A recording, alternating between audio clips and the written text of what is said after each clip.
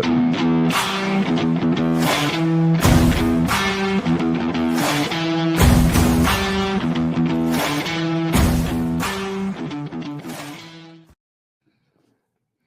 and gentlemen, welcome to college football on No Rules, Just Sports.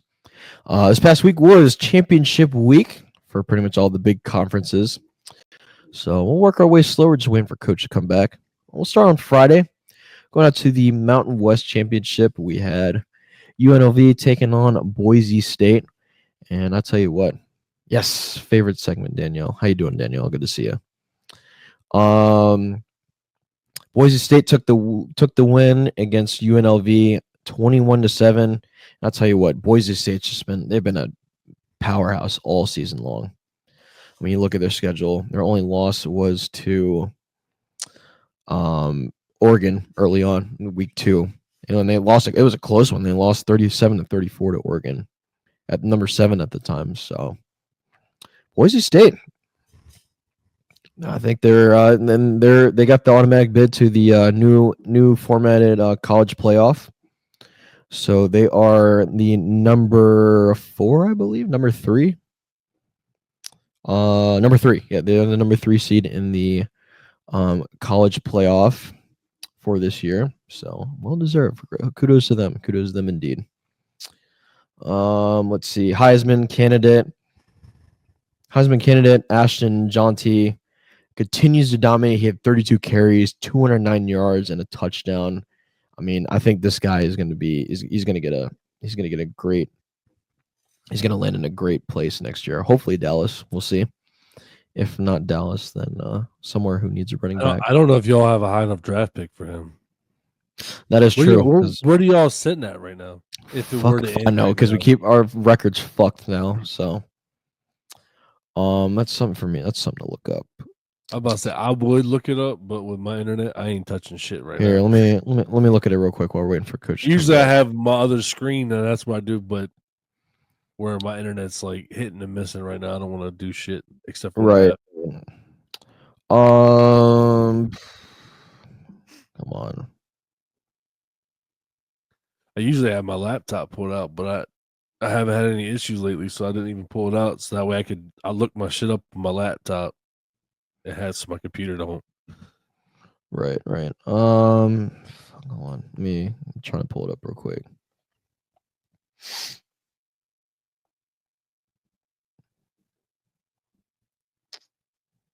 Let's see.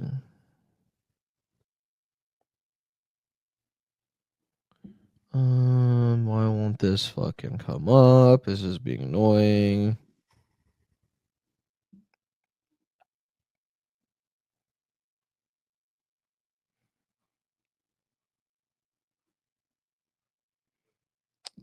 Fuck it. I'll just pull up the standings. Let's see. I think Dallas is going to be around somewhere, I say low to mid-teens. Yes, I mean, he ain't going to be around by then. No.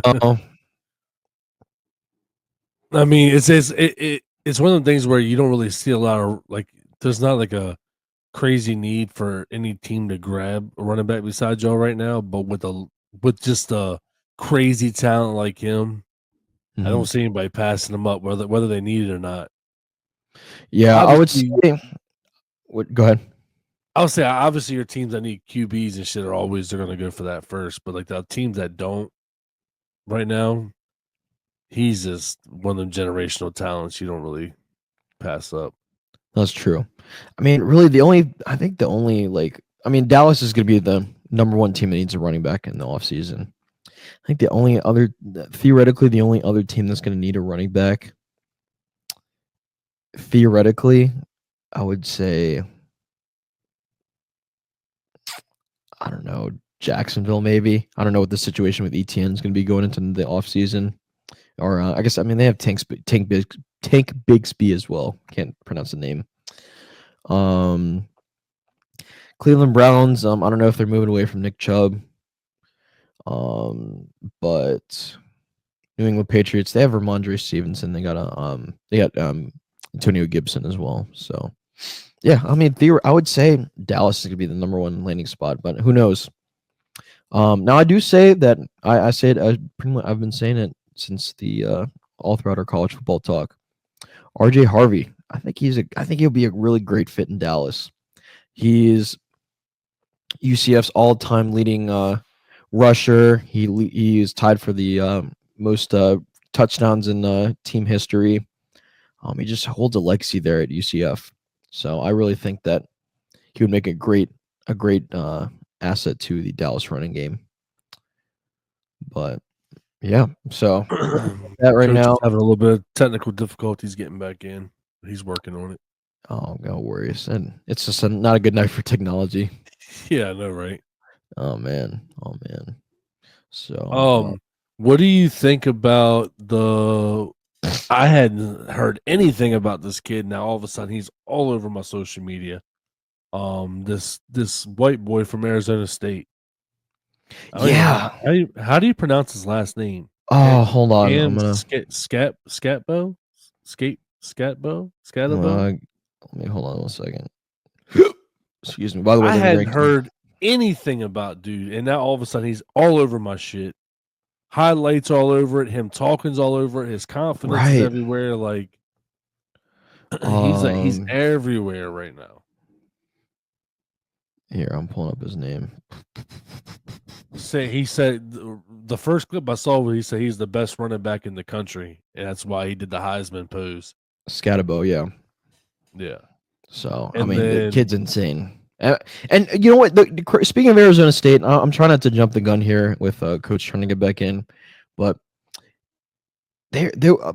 Arizona State was projected to finish last in the Big 12. And look at that. They just won that Big 12.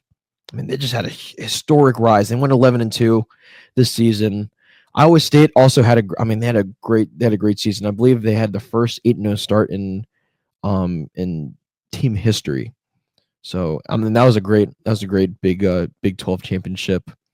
Arizona State comes out with the win 45-19. I mean, they put on a clinic with Iowa State.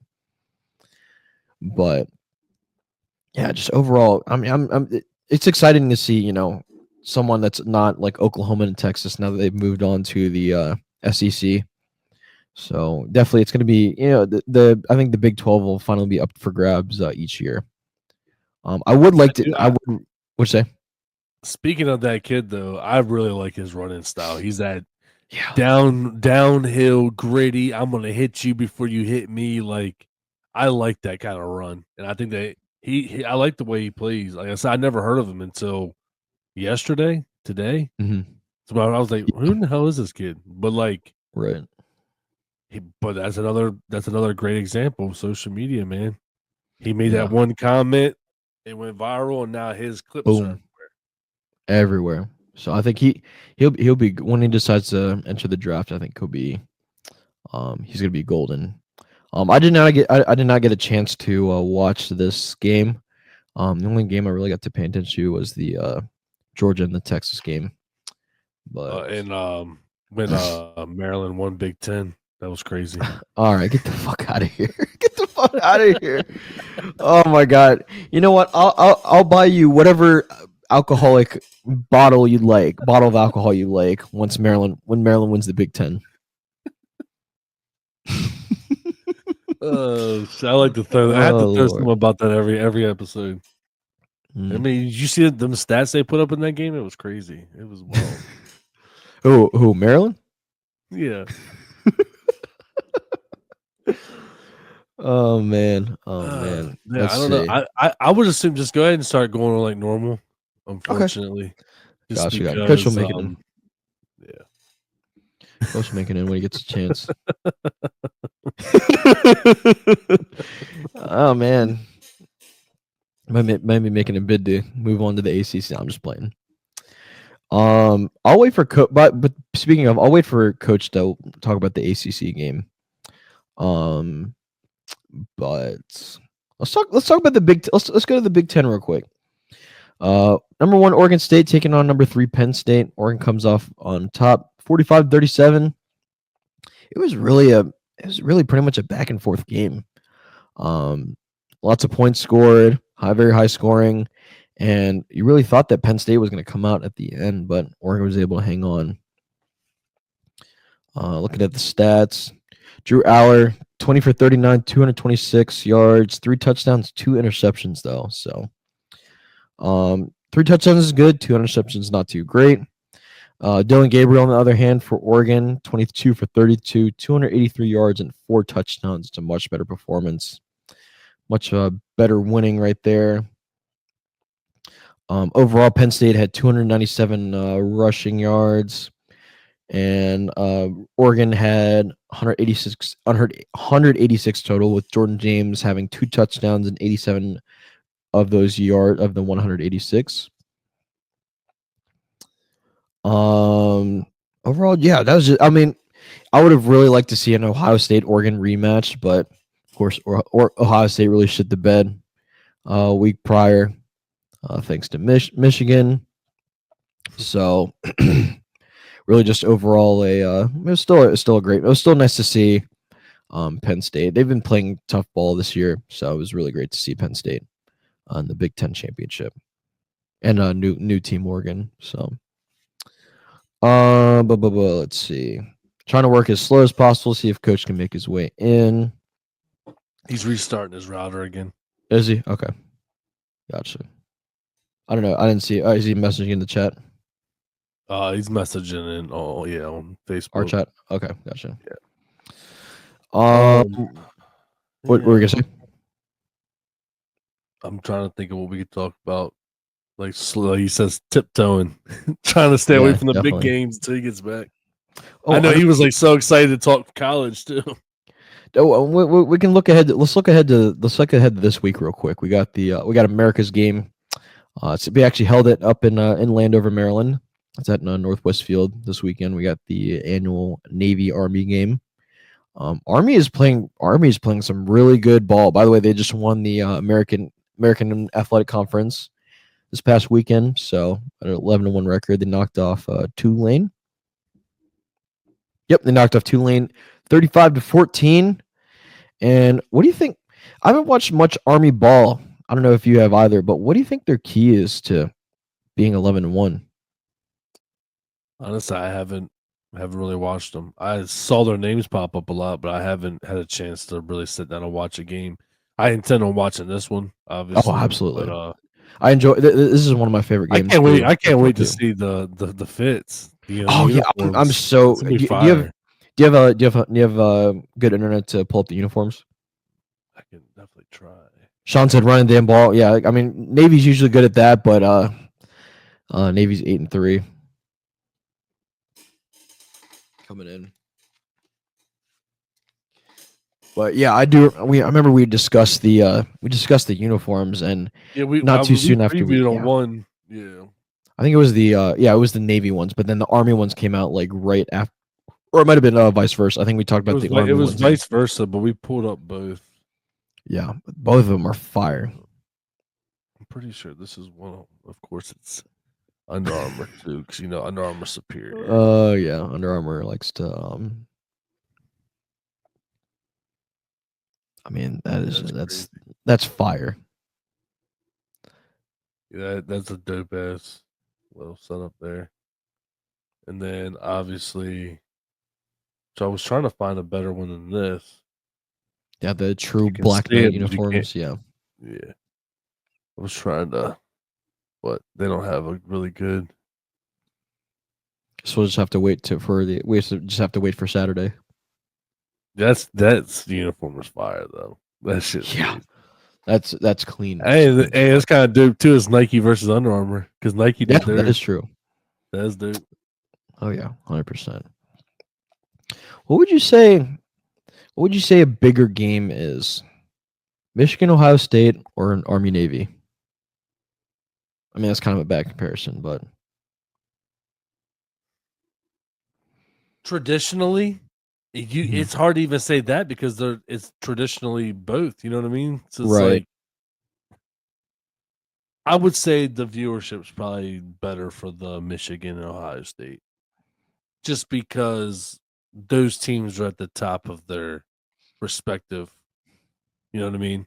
I wouldn't say Michigan was this year. They kind of fell apart. But their fan base, they're always somewhere talking.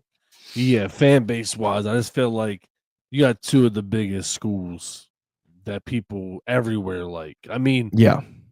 there's Michigan fans here like crazy. So I mean, obviously being in the Northeast, I'm not too far away from Michigan or Ohio Yeah. State, but I see more Michigan fans around here than Ohio State, but there's a good bit of each. Mhm. Actually, somebody from my work went down to the Alabama game. Oh, real to the Iron Bowl. And they obviously what happened as far as that goes. I don't think it was the Iron. I want to say it might have been the week before. Oh, are you talking about when they went to Oklahoma God, and then got beat the fuck out of? yeah, I can't remember which game, but it was cool because it was like a bucket list thing. You know what I mean? True. Because they had always wanted to go down there. He said Army and Navy because it's the only game one. I mean, that is true. That is true. It's the only game we get to look forward to. While we're waiting for Coach too, I want to ask you this, and I'll ask Coach this when he gets in here. With the new structure of the college playoff, do you think it kind of demotes like the hype about the bowls, or do you think bowls have just been going downhill every year? I think that there's just so many of them. Yeah, that's too. I think they've That's they've what, cut, they've cut back a little bit. but that's the thing. It's like there's so many bowl games, and when you water down something, it just takes away the significance of it. Yeah, that's true. Like You the got this Bahamas game is the Bowl. it's like I didn't realize how many there were in the current spectrum until I played the damn game. I was like, damn, they've Hmm. added this many fucking bowls. Like that's Yeah, crazy. it's fucking And there's insane. bowls. I'm like, I don't even know what I know, like right? mozzarella dip bowl and like The suck my left nut bowl, like. I was like, what the fuck? Coach hasn't read the message, so I'm assuming he's still trying to figure it out. Right, right. But At yeah, this there's a lot. point, I say we just keep moving. If you got to Keep talk about the moving. big Okay, games, we we come back to it as well. We yeah. can circle back to it. Let's go on to the SEC championship. We had a thriller. I mean, that was talk about a great game. We had Georgia and Texas. Georgia comes up on top. They beat the Longhorns 22-19. A lot of people really just did not have faith in Georgia, but Was I the only one that went Georgia on this podcast last week? no, I No. went Georgia. I went Georgia. It was us Yeah, versus. I think we It no, was. I think Coach went Georgia as well. I thought Coach went Texas. We'll ask when he comes in, Maybe but not. Maybe it was the chat that was going Texas. I think it Somebody was the was going. because basically Georgia had home field advantage here, and they're playing essentially. We talked about that. Yeah, yeah, that was kind of a huge deal having home field advantage, but yeah, it only took them one overtime to take the lead. They had they really, I mean, I think they turned it over with about 2 to 3 minutes to go in the game, something like that, and they allowed Texas to tie the game. But yeah, overall, just that's great SEC football right there. Yeah, it was a good game. It was definitely a good game. That was the game I watched the most out of this whole entire weekend. Looking at the stats. Oh, and also Carson Beck was also hurt as well, so that's that'll be something to keep an eye on going forward. Carson Beck 7 for 13, 56 yards. Gunnar Stockton came in for him, 71 yards, 12 for 16, didn't have any touchdowns. Trevor Etienne, who is the one who carried the offense, 16 carries, 94 yards, and 2 touchdowns. On the Texas side, Quinn Ewers had 27 for 46 passing attempts, 358 yards, a touchdown, and 2 interceptions. So, not the prettiest performance, not the worst performance.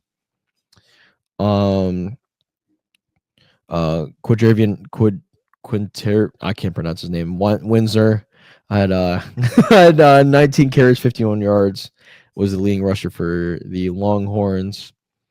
And DeAndre Moore Jr. had 9 catches for 114 yards and a touchdown. Matthew Golden, keep in mind, also had 8 catches and 162 yards. So definitely something to keep an eye on as the playoff goes on. Uh, Texas will play Clemson in the first round. We'll get to those in a second. And probably one of the most exciting games of the weekend was Clemson and SMU. I mean, I would not. I'll be honest. I would not have expected that for an ACC championship game. I mean, the way Clemson has looked the last couple of seasons, SMU being the first year team in the ACC. But I'll tell you what, this truly came down to the wire. SMU takes the lead with. Oh, I'm pulling up right now. SMU takes the lead with pretty much 16 seconds left in the game. Kicks or excuse me, not the lead. He ties it up, and Clemson just does. They power down the field, and Nolan Hauser kicks a 56-yarder to beat SMU at the buzzer. So Clemson, number 17, Clemson takes down number 8 SMU, 34-31, and however, SMU does hold their position in the college football ranking, so they will go to Penn State for the first round of the playoffs. And quite honestly, I think Penn State's going to pretty much run them out of there. Penn State, it's a hard place to play. You got 110,000 people, and it's a whiteout too, so that's a talk about a huge distraction there. But yeah, I tell you what, that Clemson SMU game was nitty gritty down to the wire. I'll let when Coach gets in here, I'll let him talk about whatever he needs to. We'll go on to the playoff bracket. We'll go on to the official playoff bracket. So, your top 4 are going to be number 1 being Oregon, well, representing the Big Ten. Number 2, Georgia representing the SEC. Number 3, Boise State representing the Mountain West, and number 4 is Arizona State representing the Big 12. All right, so first round college playoff games you got on Friday the 20th. You got this is probably going to be my most exciting game. It's going to be Indiana versus Notre Dame, and I tell you what, this is probably the greatest game in Indiana sports history, the state of Indiana's sports history. I mean, this is going to be such a huge game. Hey, we deserve to be here. Okay. Yeah. Let the place speak for itself. You know? Indeed. So, I mean, that'll be a great game. Notre Dame's favored by 7.5 right now, but we'll see as we get closer. Saturday we got Penn State hosting SMU. As I'm going to say it again, Penn State's probably going to rock SMU shit. I don't think they stand a chance. SMU's been playing really good ball, but I don't think they stand a chance against Penn State. Yeah, Sean brings a good point. The reason why SMU has a chance is because Franklin can't coach in big games. That's pretty fair. Looking ahead to Saturday the 21st, and we'll talk about these more next week as well as they get closer. Number 12, Clemson, the last team in, goes to number 5, Texas. Now, I'm kind of scratching my head at this because Clemson's obviously coming off a nail biter. Texas is coming off also a nail biter that they pretty much should have had. So it'll be interesting to see if Clemson is able to go to Austin and come out with a dub. And then to wrap up first round college playoff, we got the Vols of Tennessee visiting Ohio State. That's an exciting game too.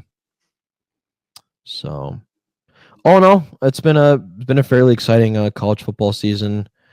Still more to come with the playoff coming. Bowls, bowls are bowls, and not really. They see, and my other thing too with the bowls is people who are declaring for the draft or potentially entering the transfer portal. They're not even going to play, so it's just really just kind of the air is sucked out of the team at that point. It's cool that it's cool. You get to say, oh, we went to a bowl. We get to travel to so and so city, but at that point, it's just cool. Yeah. get to see my team play. At that point, it's just I get to see my team play one more time. That's really about it. And it gives a chance for So, those seniors that aren't doing drafts, that aren't that are aren't pursuing a career in the well, NFL. yeah, they have that chance to play one last game.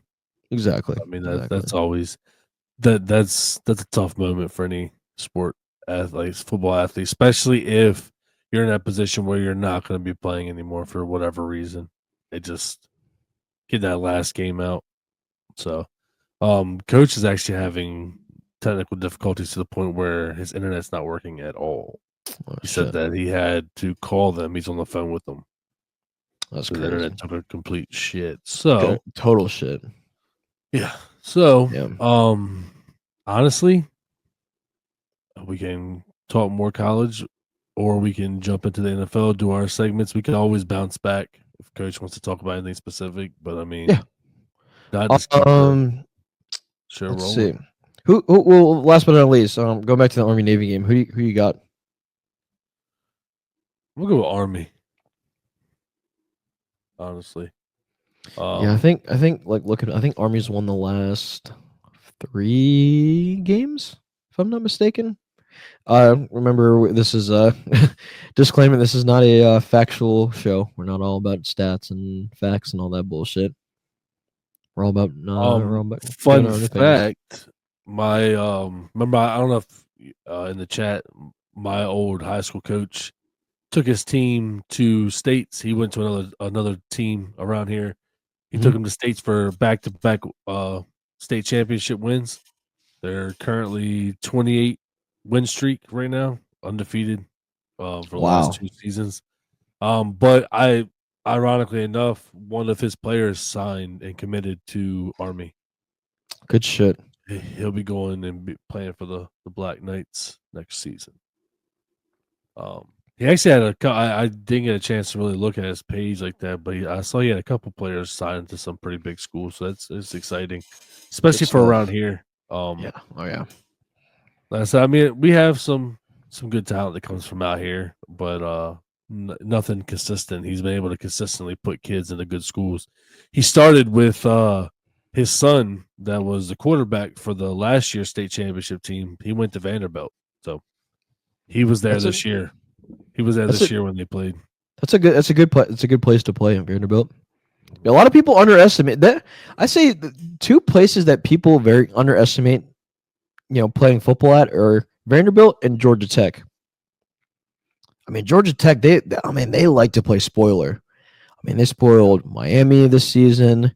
They spoiled someone else. Let me pull it up real quick. Speaking of, that's what I kind of wanted to talk about. Do you think obviously you think Alabama deserves to be out of the playoff? And in the chat, you can debate on this as well. I said this last week. I was surprised they even made it. Right. No, So I'm it's shocked like too. I didn't even see them, being able to even keep themselves in the talk of it. So I mean, Right, because they really they after haven't had a good after that season. Oklahoma after that loss to Oklahoma, that basically just like put the nail in the coffin right there. I just felt like they had a very back and forth season. The culture shock of that organization period's been crazy this year. Mm-hmm. Um, Right. it's a completely different environment, completely different team. It's just crazy how one, and I get it's the head spot, but one key change has this domino effect on everything. Mm-hmm. It's a whole different team when you look at them. No, 100. Oh yeah, Nothing's the 100%. same. Nothing's the Nothing. same. Play style, culture, the way Team the structure. everything, the way the players act, everything is different. It's They're baffling. gonna start spiraling here in the next couple years. I mean, you look at Michigan. Michigan had a terrible fall this year. They're used to being, they dropped out of they haven't been out of the top 25 in several years now. So that So goes to show how important that head coaching spot is. Not even just about them being a good coach; it's about what they bring to the team as far as how they motivate the players, how they get the players to act and react, and it's more than just being a coach of the sport. It's right, being a coach of life and everything. So absolutely. Speaking of coaches, UCF did hire Scott Frost over the weekend. They are bringing back Scott Frost, who led them to their one national championship back in 2017 against Auburn. So it'll be exciting to see invite Frost back, Sav Frost back, and very exciting as well.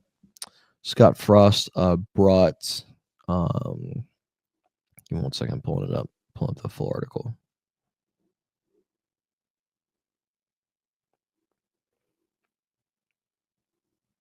UCF had been talking to big coaches like Lincoln Riley. I don't particularly think Lincoln Riley would have fit the UCF culture like that, but I'm glad that Scott Frost is coming back to UCF because I think he what brings made him leave to begin with? um better opportunity. Yeah, pretty much just a better opportunity. And I think they saw at the time UCF saw a better future with Gus Malzahn. Obviously, that project failed massively. So, yeah, 100%. But I'm trying to think. I'm trying to hold on. Trying to pull up. They hired one of their former quarterbacks as a coach. I'm looking it up real quick.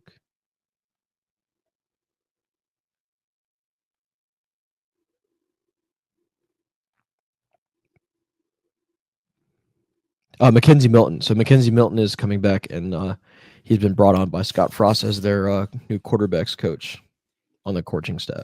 Their coaching staff.